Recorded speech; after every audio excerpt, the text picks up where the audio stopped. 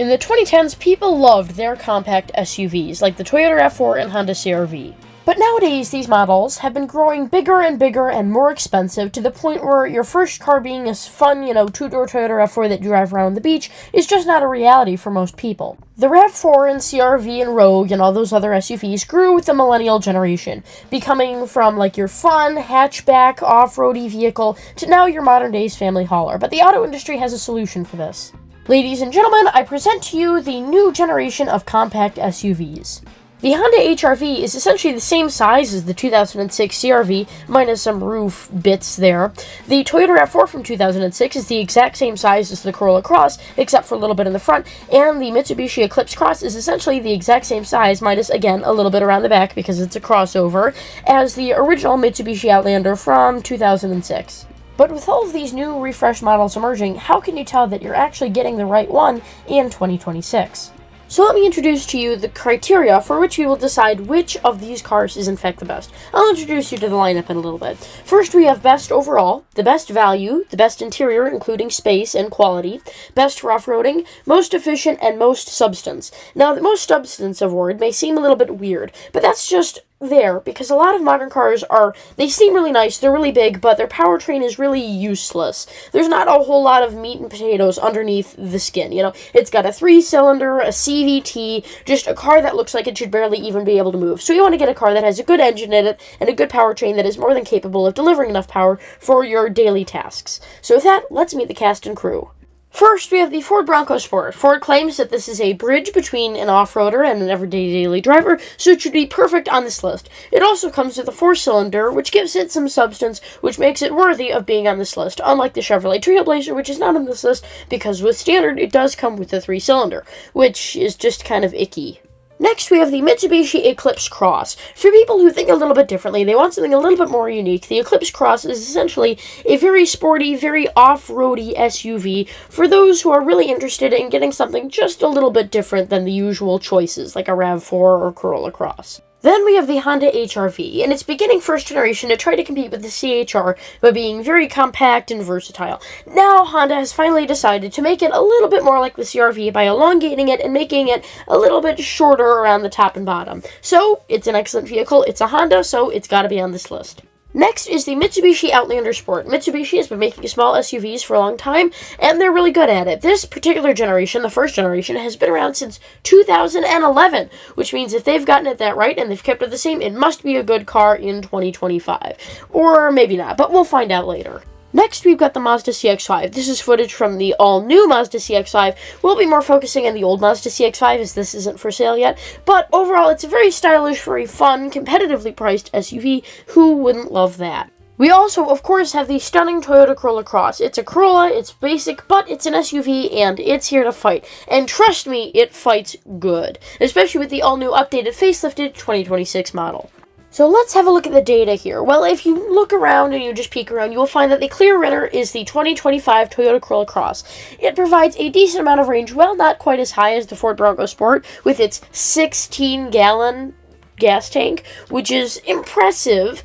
The range may not be as high, but the efficiency is fantastic. The 2025 Mitsubishi Eclipse Cross has a range of about 395 miles, with a gas tank of 15.8 gallons. Now, compared to the Ford Bronco Sport, which has a gas tank of 16 gallons and gets around 400 miles of range, it's about there and about pretty normal. But the Toyota Corolla Cross has almost exactly the same range, if not a little bit more on the average, than the Eclipse Cross, and yet it has a gas tank with about 3 less gallons than the Eclipse Cross. So I would say the clear winner here is the Toyota Corolla Cross. It's extremely efficient. It's also extremely light. The all-wheel drive system adds a little bit of weight, but other than that, a very good vehicle, very light, and just efficient. So it wins the efficiency prize. Yay. Now, in terms of off-roading, all of them are pretty good. The appeal of having a vehicle like an SUV is that it can go off-roading. Now, the Honda HR-V is pretty low to the ground compared to the other cars on this list, but the obvious winner with the highest ground clearance of all of them, with packages, this is including packages, is the Ford Bronco Sport. Now, here's where the issue is.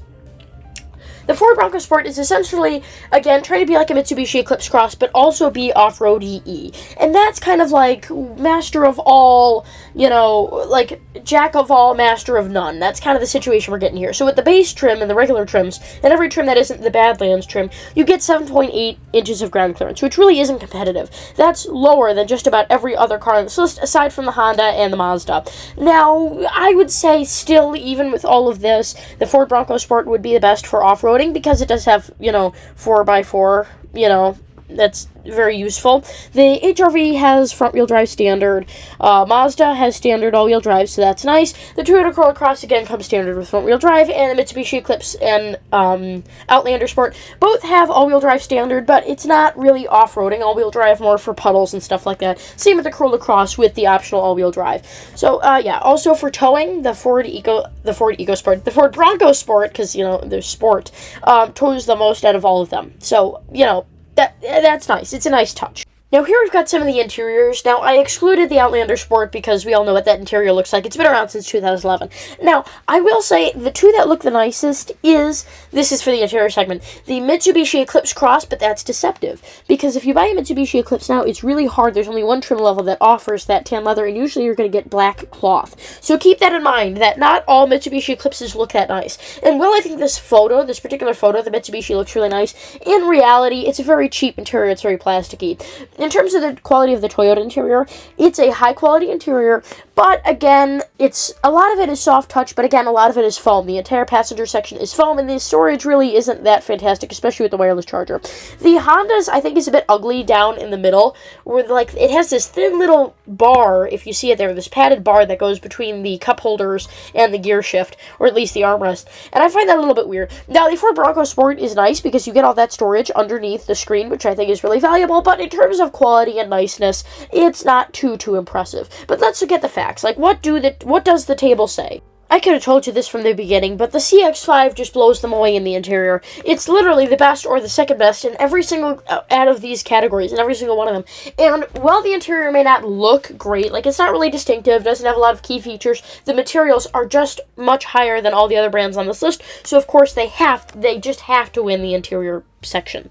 Mazda also wins the Substance Award because it is one out of the only 2 vehicles on this list to have an automatic transmission. It also has a 2.5-liter engine and or a turbo. You can get it with a turbo, which is the highest out of every car on this list. Even the Mitsubishi Outlander Sport, which comes with an optional 2.4-liter engine. So it's the most substance. It's got the most, guts, the most, the internals are the most solid out of all these cars. Now for the best value section. It's gonna be the Toyota. It just has to be the Toyota. I mean, it just has to be. First of all, the reliability is great, and it holds their value. There are so many things that are not on this list, which are really not quantifiable, that the Toyota is just gonna be better at. The Mazda is probably second best for holding its value and reliability, but the Toyota, it's gonna last the longest, it's gonna keep its value the most. When you go to resell it, it's gonna sell for the best. You're not gonna have as much maintenance when you do own it. It's just really the best value out of every car on this list, considering the other options. Now, you think that Mitsubishi would edge out Toyota, but the issue is Mitsubishi is good temporarily. They've got that 10-year, 100,000-mile powertrain warranty. It sounds good, but over time you realize that the car really isn't that fantastic. And consider the quality that you're getting. With a base level, Toyota Corolla Cross, it's a very decent vehicle. With a base level Mitsubishi, it's kind of like still the 2000s with the crank-up windows. They're very low quality at their lower price points. And also, not to mention that the Corolla Cross is the cheapest on this list. You would really think that Mitsubishi, who has been making small SUVs for essentially the past 10 years, would be able to win this section, but I mean, really, they just don't. So, for the best overall, I am absolutely have one choice to go with. It's clearly the Toyota Corolla Cross. It's the cheapest, it comes in all-wheel drive, the ground clearance is one of the highest on the base levels, and there's not different variations, you don't have to pay more to get extra ground clearance. It even comes in a hybrid, which is not a lot you can say for the other cars on this list. It's just overall a fantastic vehicle, it's going to last the longest. I mean, look at a 2015 RAV4, how well has that held its value? It's worth about maybe $10,000. The Subarus and Hondas at the time aren't holding their value well, and especially the Mitsubishis. Those are like $2,000. They hold up their value incredibly well, and over time, it's going to age the best out of all of these. The Mitsubishis are going to go from looking modern and stylish to old and dreary pretty quickly. More quick than you would assume that they would. Subaru doesn't really make a car like this, but if they did, they could probably beat out Toyota, maybe, but the reliability with the CVT would be a place where I think Toyota would take the edge off. But overall, I think the Corolla Cross is the best decision that you should take. But for a little bonus category here, which one would I personally have? With my car collection, I have 2 Priuses and stuff. With my current car collection, which one of these would I personally have? It would absolutely have to be the Mitsubishi Eclipse Cross. I love the styling, I like the split rear window, I like how it's kind of like off-roady. I'm just really impressed with this car. I think it performs greatly. It's a little bit more expensive than the other versions, but the quality of this car, the difference, like, it feels like, there's a lot of cars that Mitsubishi doesn't care about, like the Outlander Sport. They cared about that back in 2011, but they haven't updated it since. It's over, 14 years old now, and it just doesn't feel like they really care about that car. But with the Mitsubishi Eclipse Cross, it really seems like they've actually done something. Like, they actually cared enough to make a car that they would actually enjoy driving. And personally, it's the funkiest. I like it the most. I think the styling is great.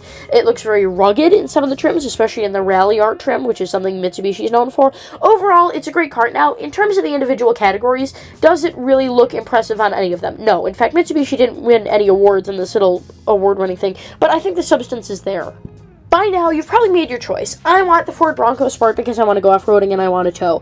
I want the Honda because I want something for my kid and I just want something simple. I want the Corolla Cross because that's the best overall pick, and so I'm just going to do that one. Or I want the Eclipse Cross because it's got that character. Whatever you want, you need to build it first, so I'm going to give you my recommendation on each of them of what trim level you should get, what color I think looks the best, the wheels, and how to use packages to overcompensate for some of the brand's deficiencies. Okay, we're starting off with Mitsubishi here. Overall, they're just kind of a pretty bland company. They're fine. I think, the Outlander Sport is fine. I just wish they paid a little bit more attention to it. I mean, it's been since 2011. They don't really take care of it. They haven't really updated it. And the only update that they did make is to make it look a little bit more like the, Outlander. Now, I do like these trims. The base trim, those wheel covers, they're just so bad. They look like they're half of a 2007 Gallon. So I'd at least get the 2.0 ES. The engine, the 2.4 liter, though, I would say the 2.4 liter is worth it, and the trims get kind of neat as you go up, but the thing is, you're paying a lot more for some of the nicer, higher trims, but you're not really getting a whole lot more. Like, see, I had this issue where I couldn't decide over the base model with the wheel covers and the fog lights, or if I wanted the Rally Art. Because, like, the light gray fabric looks kind of nice, but what if the other one had the leather? So it's like, I couldn't really decide, but overall, the trim levels are pretty well-rounded. They're pretty okay-ish. We can see, again, it's just a dated car. Like, the radio has been replaced by this radio with a bigger screen to make it seem like, it's actually there. Like, it's a brand new, more modern car. I would get the mudguards, just a few extra accessories to make it seem a little bit like yours. I like the orange color. It's not often that you get a wacky color with a car. Mitsubishi is usually pretty good at this, so I want to kind of reward them. Get a funky colored car because it looks neat. And, here's the lineup here. So I'd get the 2.0 ES. It's a good car. You don't pay that much, and you get the nice looking wheels. Alright, now for the Mitsubishi Eclipse Cross. The issue is the trim levels. Mitsubishi, it really just doesn't make any real sense. They've got 1,000 trim levels, and it seems more like the trim levels are just like packages, if you know what I'm saying. So it's not like with the Toyota where you have the LE, XLE, and stuff, where they change, like, the actual bits, important parts of the car. Like, on the L versus the LE version, on the L version, in the passenger, in the rear seats on the Toyota Camry, you have, like, this fake foam stuff. Meanwhile, you had leather or cloth on the LE. But with Mitsubishi, it's all kind of equally weird. Like, you can't really tell what the trim levels are supposed to be. And also, the names that they use don't really indicate a whole lot. They're all 2 letters. There's LE, there's CE, just a bunch of generic trim levels that don't really make a whole lot of sense. Now, for this car, something that you have to understand when you're buying a Mitsubishi is that sometimes cheaper is better because of the wheel sizes. You see, on this car that I've picked for myself here, again, I changed my mind again because I can't decide. I think I want the leather. Like, I just can't figure it out.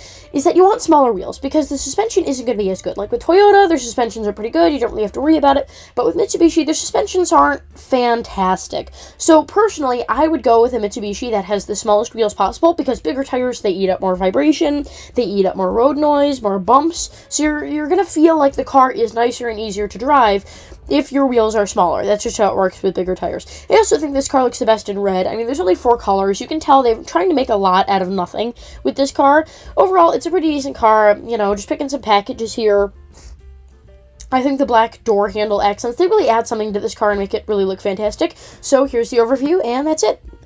Now for the Corolla Cross. Now, the Corolla Cross is the only one to offer a hybrid on this list, but I didn't cover the hybrid. Here's me freaking out about the crappy Highlander. I made a video on that. You should go check it out. The Corolla Cross, it feels like they really care about the hybrid because that's the model that's selling, and not really the L or the LE or the other models. Because if you don't want a hybrid, there's, like I said, plenty of options out there. There's even the Trailblazer and the Taos, and yeah, you know, those cars that that are just plain gas cars. But if you want a hybrid, Toyota's really your only option. So the pricing kind of works out where the nicest Corolla Cross gas version that you can get is equivalent to like a lower level hybrid. Now that makes sense normally, but the price difference between the highest level hybrid and the highest level gas, it's really off, especially considering that the highest level hybrid is all-wheel drive and a hybrid.